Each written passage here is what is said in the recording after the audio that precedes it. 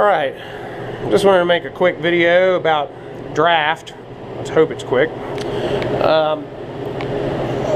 We're going to start from the source of the CO2, and there's a few things we need to talk about. We're going to talk about components. We're going to talk about saturation of gas into fluid, and we'll talk about the flow of the product from the beginning of the circuit to the end. And so this is the CO2 drop in the cooler, and most every beer cooler has one, and this is the primary source of the CO2. The CO2 can drive both the headspace pressure to the kegs, and it can drive the beer pumps. And we got regulators and beer pumps here. We got fob stops over here, and there's one beer pump and one fob and one regulator per brand. But you'll see the regulators are actually in sets of two. The one on the left, in this instance here at this restaurant, we've got set for the head pressure on the keg, and the other one we've got for the beer pump. The beer pumps can actually run at 20 psi, or about 20 psi, and the headspace to kegs is supposed to be between 9 and 12, around 10 psi for the headspace of the kegs. So if you see sets of two like this, you'll see that one is for the headspace of the keg and the other one is for the beer pumps, and you'll see this one makes the loop and goes right up to the beer pump.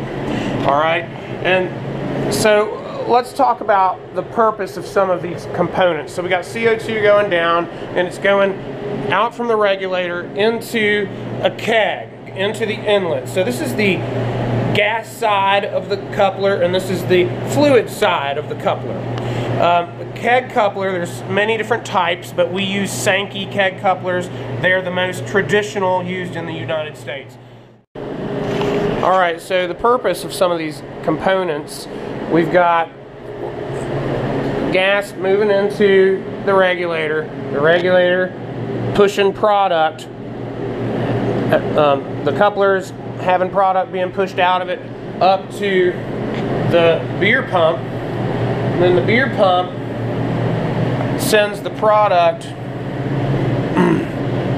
in through the inlet, out through the outlet, and then goes over to the fob stop. Okay, so the fob stops look like so. The beer pumps actually are first in line, so we'll talk about them real quick. Beer pumps are solely there for long draws. If your restaurant does not have a long draw between the cooler and the bar, there's really not a need for a beer pump. The longer that the 3/16 inside diameter line is from the cooler to the bar, the more force or the more pressure it's going to require to get the product out of the keg to the tap. So if you have a short draw, then you really can probably just go with head pressure and not have to worry about this beer pump. The thing is that you have to hold it at the nominal amount of pressure to achieve the nominal amount of carbonation in the fluid, in the beer. So 9-10 psi will achieve about 2.7 CO2 volumes in saturation in the product at 32-33 degrees Fahrenheit, something like that. So the higher the temperature is of the product, the higher you would have to have CO2 pressure on there in order to achieve that 2.7.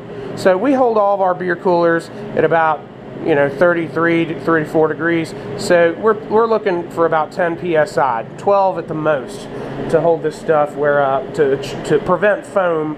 And the idea is that the beer pump does the extra work, so you can hold this at 9 or 10 psi without having to crank the regulator for the headspace of the CO2. So you can hold it at 9 or 10 psi, and then this beer pump, which is driven off of CO2 in this restaurant, some of the restaurants it's actually driven with a separate air compressor, but a lot of our restaurants it's driven with CO2, the same CO2 that drives the headspace of the kegs. But these headspace of these kegs, once that needle gets to the point to where it's set to on the regulator, it stops, and that's what the keg's being held at.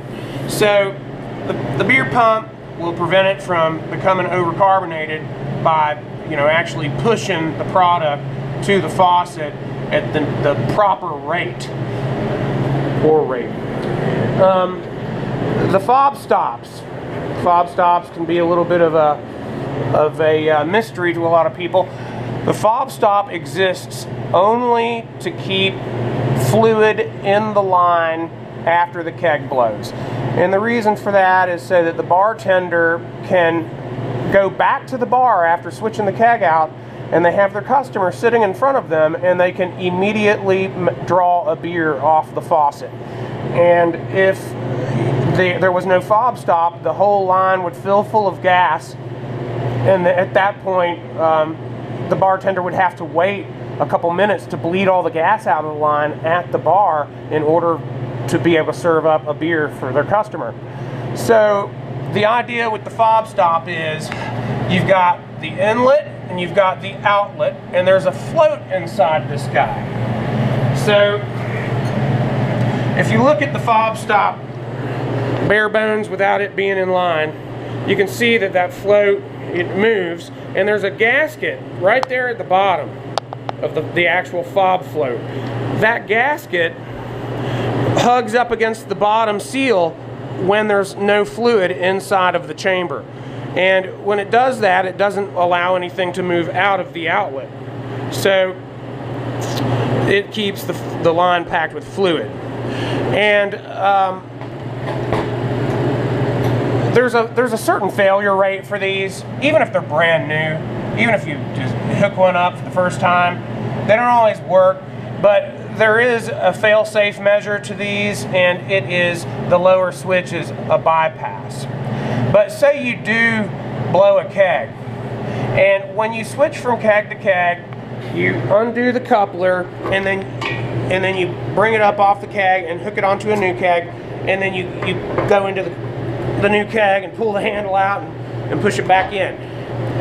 If the fob dropped, the fob would be down because gas went into the chamber when the keg emptied, and when you bleed it, you have to turn the switch up and then bleed beer with the top switch, and then when the fob is once again floating, then you put the switch at the lower switch, the bypass switch, back in the down position.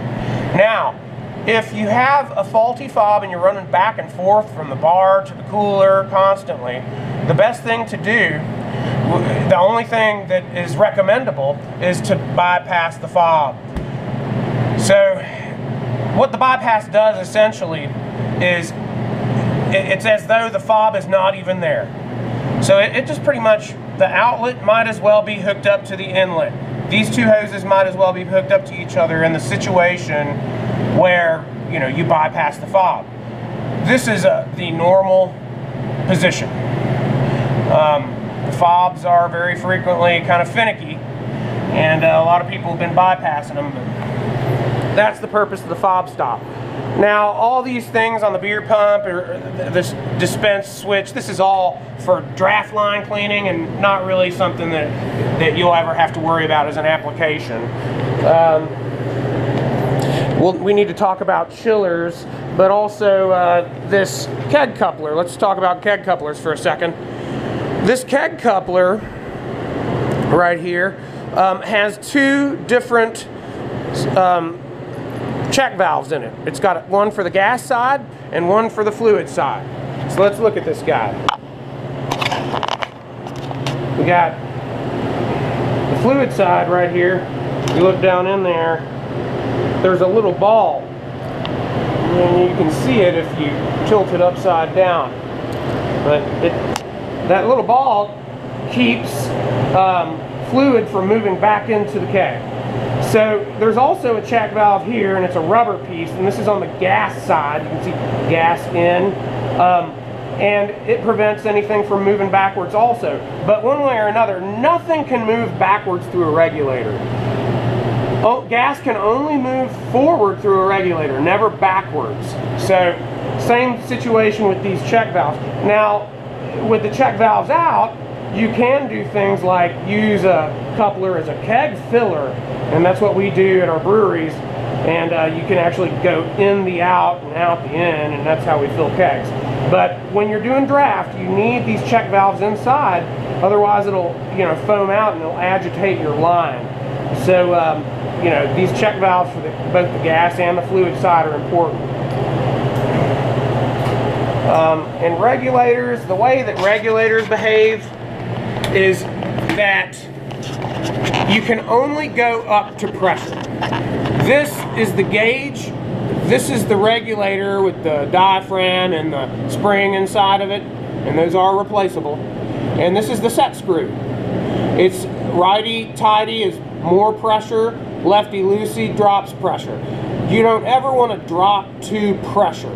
You always only want to rise to pressure, so therefore, anytime you want to adjust pressure, you need to shut the valve on the bottom of the regulator and then drop the pressure lefty-loosey all the way to 0, and then while that valve is still shut, you'll relieve the pressure off the keg with the ring to adjust the pressure, and then this is still at 0 because you turned it all the way lefty-loosey, and then you turn it righty-tighty until you get it to the pressure that you want, which is nominal, you know, 9-10 psi at 33-34 degrees Fahrenheit.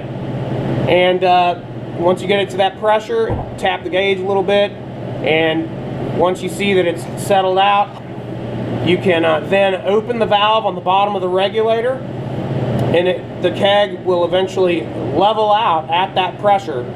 But if you forget to bleed the pressure with the ring before reopening the valve on the regulator, and if the keg pressure is higher than your pressure on your CO2 regulator, then you'll see this needle jump back up to the original position it was in before you shut the valve. So that is a mistake. You want to make sure that you bleed the pressure off the keg before reopening the little red valve on the bottom of the regulator. And that will help you achieve nominal CO2 volume. So, you know, 9-10 psi for the headspace on the kegs, on the CO2 regulator for the kegs, about 20 psi on the regulator for the actual beer pumps that are pushing the long draws all the way to the bar. Beer itself is 2.7 CO2 volumes of saturation rate, and in order to achieve that, you got to hold it at about 10 psi, 33-34 degrees Fahrenheit. And if it's, you know, foamy, normally it's either due to one of those pressures not being correct or heat. Heat can also create foam. It's usually the #1 culprit. So if your draft system and your glycol system, which is a totally another subject, is warm in the slightest bit, it can really foam out a lot. And typically lager beer is a good bit more tendency to foam out than ales, because lagers are naturally a little more carbonated. Certain beers like brown ale are less carbonated, like 2.4, 2.5 CO2 volumes, and certain beers like wheat beer, like Hefeweizen and wit beer, those are sometimes higher, 2.9 CO2 volumes. But one way or another, temperature also affects CO2 volumes. If your beer gets warm, you need it to sit at a higher pressure in order for it to achieve the 2.7. So there's a little beer lesson on draft for you. Alright, we're looking at a Perlick draft chiller here. Most all of our stores have glycol draft chillers, and you know, there's bulk chillers in the breweries that are a lot larger, and they also use glycol.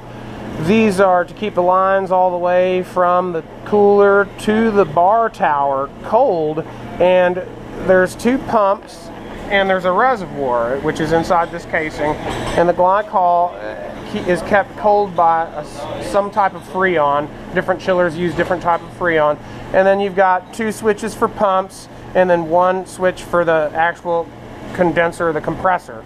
So we got 2 pumps on this guy, and they got 2 different towers at the bar, and they're moving both through 2 different bundles. So there's bundles that move under the ground through a long tube, and it's probably 8 inches in diameter. It's called a chase, and that bundle comes up from under the bar, and all of the 8 or 10 draft lines in the bundle are also wrapped with a glycol line, which has a send and a return. The send goes to the tower, and it loops through the tower, inside the tower at the bar itself, and then does a 180 and comes back to the chiller here. The chiller has this reservoir that is glycol, and the glycol is supposed to be at 30% glycol, propylene glycol, and 70% water. 30 to 33% glycol is nominal, that's good, and you always want to see it sitting between 28 and 33 degrees Fahrenheit.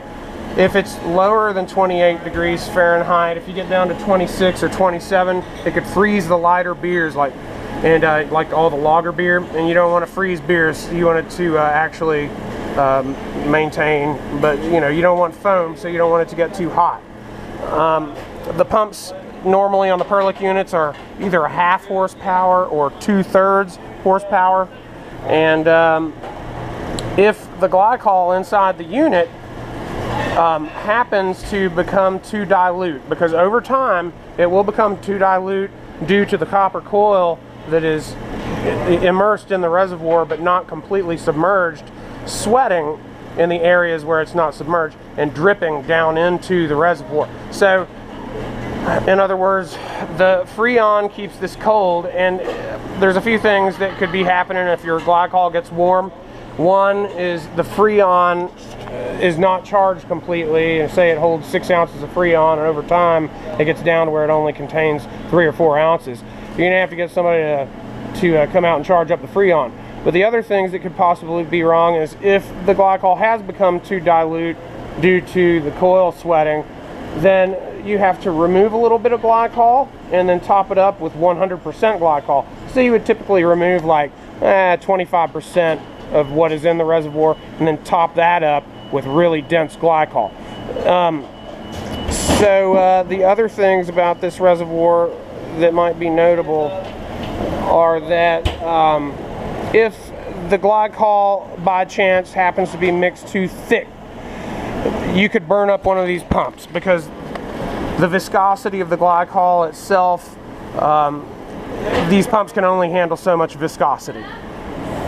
So you don't want it to be too thick, you'll burn up a pump. You don't want it to be too thin, because if it's too thin, you'll lose efficiency in cooling and the cooling exchange from the actual Freon to the glycol, and you'll end up at 35 or 38 or 45 degrees, and you don't want that. So your glycol needs to be maintained between 30 and 33% glycol. And if you don't have one of these on your reservoir, you can always use just a temperature probe like what they use in the kitchen, and actually submerge it in the glycol itself. Another thing is if a pump burns up and there's no flow, then you're not going to get cooling on the draft line bundle or the towers either. So you definitely want to check the flow inside the reservoir. Some reservoirs just have a lid you can take off. This one's actually screwed down on a plate, but you can actually take the temp of the reservoir and make sure there's movement. And if the return for the glycol, and it usually is just a tube that's sticking out in there, you can actually see if there's glycol being pumped back into the reservoir, and if there's not any movement, then we know that that's a big issue. That's it.